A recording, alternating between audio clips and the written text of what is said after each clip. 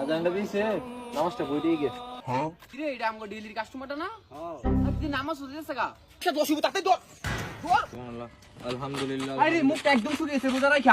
ওর পানি খাও এক গ্লাস পানি খাও নামাজ পড়ে যাওয়া লাগবে না। না আমি রোজা রাখছি আমি পানি খাবো না কি করে খাইছ কি রে পানি খেতো না মানে আসছি গে বাঁচি দে। কি করে? আসছি মুখ কাটা গয় মুখ কাটা গয় দে খাইবো খা।